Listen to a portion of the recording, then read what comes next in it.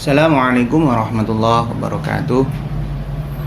Bismillah, alhamdulillah, wassalatu wassalamu ala rasulillah wa ala alihi wa ashabihi wa man tabi'ahum bi ihsanin ila yaumil qiyamah. Amma ba'd.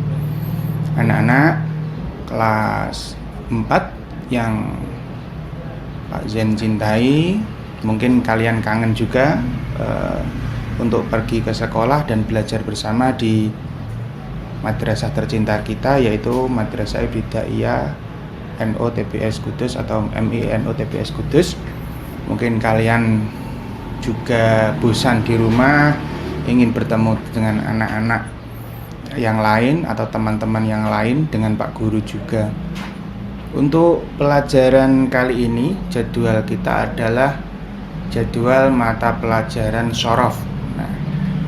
Untuk pelajaran shorof kelas 4 ini mungkin ada ulasan dari kelas 3 yang dulu diasuh atau diajar oleh Bapak Muhammad Naufa Hilmi atau dengan sebutan Pak Nova. Untuk pelajaran di kelas 4 ini yaitu pelajaran shorof, yang memegang fan shorof adalah Bapak Zainuddin atau saya sendiri, atau bisa disebut dengan Pak Zen. Oke. Untuk sebelum memasuki pelajaran shorof, mungkin kalian juga harus tahu kitabnya yang mana dulu. Ini kitabnya Ar-Risalatul Badi'ah, yang juz awal, al-juz'ul awal. Nah, mungkin kalian persiapkan dulu kitabnya dan kita buka bersama. Oke, kita buka pada halaman 1. Ya, ini mungkin di kelas 3 sudah ada, mungkin Pak Zen ini hari ini mengulangi kembali. Oke, sampun dibuka nggih. Oke, buka halaman 1 dan 2, karena posisi bentuk kitabnya ini adalah melebar dari halaman 1 sama 2. Jadi ini menyambung. Oke. Bismillahirrahmanirrahim. Mungkin ini Pak Zan akan bacakan dulu, kalian simak, jadi nanti kalian bisa membaca sendiri. Bismillahirrahmanirrahim. Muqaddimatun. Bismillahirrahmanirrahim ini diawali dari semua kitab yang ada. Kita harus mulainya dengan bacaan bismillah, karena dengan bacaan bismillah akan menimbulkan keberkahan sendiri. Bismillahirrahmanirrahim. Muqaddimatun. Nah, muqaddimatun ini adalah pembukaan atau permulaan, atau bisa juga disebut dengan sambutan dari pengarang kitab. Engkang kawastanan ilmu shorof. Nah, ini kita harus bisa membaca, ya. Ini tulisan pegon dengan bahasa Jawa. Nanti Pak Zen akan terangkan dengan bahasa Indonesia biar kalian lebih paham, lebih lebih bisa membaca dan bisa memahami. Engkang kawastanan ilmu shorof. Nah, ini ilmu shorof. Inggih punika, oke, sedikit demi sedikit. Engkang kawastanan ilmu shorof, yang dinamakan ilmu shorof. Kita belajar ilmu shorof. Nah, ilmu shorof itu apa? Nah, inggih punika adalah ialah atau yaitu ilmu ingkang kangge mangertosi ewah-ewahipun kalimah. Oke, koma dulu. Yang dinamakan ilmu shorof adalah ilmu yang untuk mengetahui, mangertos itu mengetahui, ewah-ewahipun kalimah. Ewah-ewahipun. Ewah-ewah itu rubah-rubahnya kalimah. Ewah-ewahipun kalimah berarti rubah-rubahnya kalimat. Oke, ini koma dulu. Jadi di situ ada sebutan kalimah. Apa itu kalimah? Kalimah yaitu gabungan daripada huruf hijaiyah, mulai alif, ba, ta, sa, jim, ha, kha, dan seterusnya sampai ya. Ada gabungan, walaupun gabungannya itu dipencar-pencar. Misal contohnya fa'ala. Fa'ala adalah fa, ain, sama lam. Itu fa adalah huruf hijaiyah, ain juga huruf hijaiyah, lam juga huruf hijaiyah. Nah, dari fa'ala ini digabung jadi satu gabungan. Gabungan dari huruf hijaiyah fa, ain sama lam ini adalah kalimah namanya. Contoh lagi, qoro'a, qaf, ro, hamzah. Qoro'a, ada 3 huruf hijaiyah. Ini digabung dan mempunyai arti. Itu namanya kalimah. Gabungan dari huruf hijaiyah sehingga bisa diartikan, itu namanya kalimah. Ada lagi kataba, kaf, ta sama ba. Kataba, 3 huruf hijaiyah 3 digabung mempunyai arti. Apa itu artinya? Kataba nulis, qoro'a membaca, ya. Oke, kita kembali lagi. Ingkang kawestanan ilmu shorof inggih punika ilmu ingkang kangge mangertosi ewah-ewahipun kalimah. Nah, kalian harus baca sehingga lancar. Kalau sudah lancar, diulangi kembali. Diulang dan difahami. Nanti akan faham sendiri, jadi nanti mudah kalau menghafal. Jadi menghafal itu ada tahapannya. Tidak langsung semua dihafalkan, tidak, sedikit demi sedikit. Oke ya. Coba ulangi. Pak Zain akan pandu. Mari kita bersama. Ingkang kawastanan ilmu shorof inggih punika ilmu ingkang kangge mangertosi ewah-ewahipun kalimah. Oke, koma dulu. Harus dihafal dulu. Ingkang kawastanan ilmu shorof inggih punika ilmu ingkang kangge mangertosi ewah-ewahipun kalimah. Nah, itu dulu dihafal. Oke, ayo bersama-sama. Ingkang kawastanan ilmu shorof inggih punika ilmu ingkang kangge mangertosi ewah-ewahipun kalimah. Oke, Pak Zain alih bahasa ke bahasa Indonesia. Yang dinamakan ilmu shorof, nah, kita yang pelajari ini adalah ilmu shorof. Karena gini ya, ilmu shorof itu disebut ilmu alat.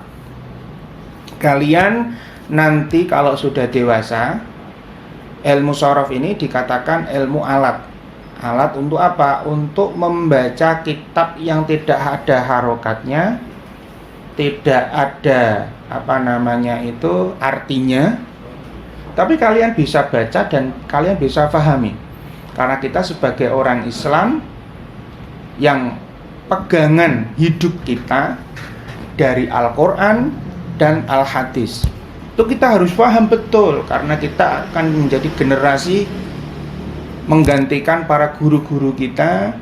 Kalau kalian dari generasi sekarang itu tidak paham dengan ilmu alat, ilmu shorof atau ilmu nahwu dan lughat dan sebagaimana yang sudah diajarkan oleh bapak-bapak guru atau yang diberikan pelajaran di madrasah ini, kalau kalian tidak paham, nanti kalian akan rugi sendiri. Oke ya. Oke, kembali lagi ke ilmu shorof ini. Yang dinamakan ilmu shorof adalah ilmu yang untuk mengetahui rubah-rubahnya kalimah. Ewah ini ku rubah ya. Di perubahan kalimah dari lafal kataba menjadi yaktubu, dari lafal qoro'a menjadi qori'un, maqru'un. Itu rubah-rubahnya itu adalah dipelajari di ilmu shorof. Makanya di dalam pertemuan kali ini kita mengulas kembali pelajaran yang sudah kita lewati di kelas 3, atau mungkin ada anak baru yang mungkin baru masuk pada kelas 4 ini, yang mungkin di sekolah-sekolahan yang dulu tidak ada pelajaran shorof. Oke, koma. Kita lanjut membaca. Soho saged nemtoake atau nemtoaken makna-maknanipun kalimah kala wau. Soho saged nemtoaken makna-maknanipun kalimah kala wau. Oke, kita kembali ke awal lagi. Ingkang kawestanan ilmu sorof inggih punika ilmu ingkang kangge mangertosi ewah-ewahipun kalimah saha saged nemtoaken makna-maknanipun kalimah kala wau. Oke. Saha saged nemtoaken makna-maknanipun kalimah kala wau. Maksudnya gimana, Pak? Maksudnya adalah saha saged juga bisa. Saha niku juga saged itu bisa nemtoaken, menentukan ya makna-maknanipun. Makna itu artinya arti. Arti dari bahasa Arab menjadi bahasa Indonesia atau bahasa Jawa. Nah, yang menentukan perubahan-perubahan makna ini tadi ya kita pelajari adalah ilmu sorof. Oke ya. Kados itu contoh. Kados nasoro. Nasoro ini adalah kalimah yang 3 hurufnya nun, shad, ro. Nasoro, gabungan dari huruf hijaiyah 3. Artinya apa? Nulung atau menolong.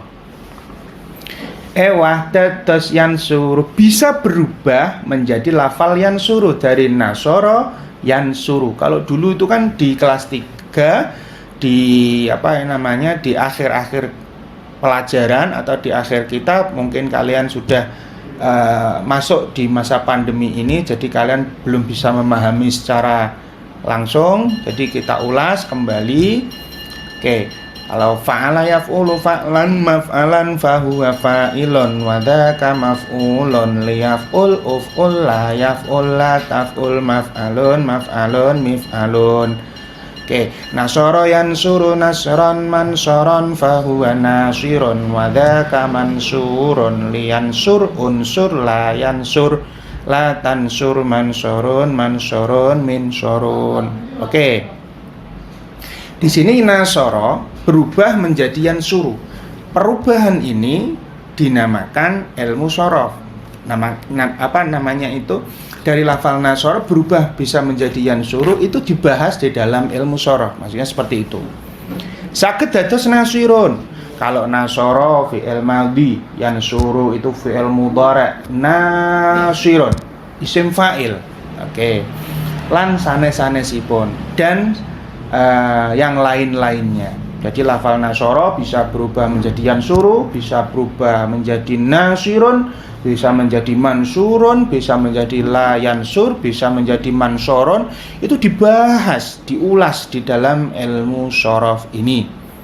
Oleh karena itu, ini di awal pelajaran, jadi kalian harus bisa memahami, bisa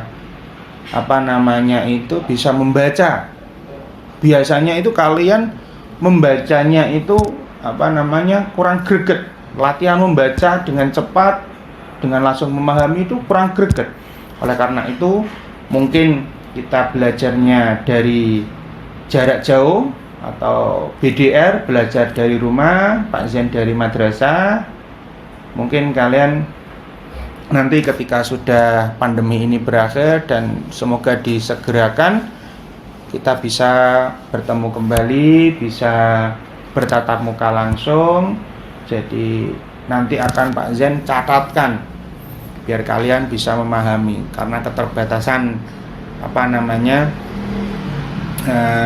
perlengkapan yang ada. Mungkin yang akan datang Pak Zen akan lengkapi dengan gambar-gambar yang ada. Oke nggih. Kita baca dulu, nanti kalian membaca dengan lancar sehingga kalian nanti bisa hafal, ya juga dihafalkan sedikit saja ini. Ingkang kawestanan ilmu sorof, tapi dipermulai dengan bismillah nggih. Bismillahirrahmanirrahim. Ingkang kawestanan ilmu sorof inggih punika ilmu ingkang kangge mangertosi ewah-ewahipun kalimah saha saged nemtokake makna-maknanipun kalimah kala wau titik. Nah, titik Niku dulu dihafalkan ya, diulang-ulang. Contohnya nanti kalau kita bertemu kembali, jadi nanti bisa hafal sedikit demi sedikit. Tidak apa-apa, sedikit demi sedikit ya. Yang penting bacanya kalian lancar, jadi mudah untuk menghafalkan. Sekian dari Pak Zen. Mungkin lain waktu bisa kita sambung kembali, karena kalau kebanyakan nanti kalian malah bingung, malah tidak bisa memahami. Ya, cukup sekian dari Pak Zen. Apabila ada kekurangan, kekhilafan, Pak Zen mohon minta maaf. Akhirul kalam, wallahul muwaffiq ila aqwamit thariq. Assalamualaikum warahmatullahi wabarakatuh.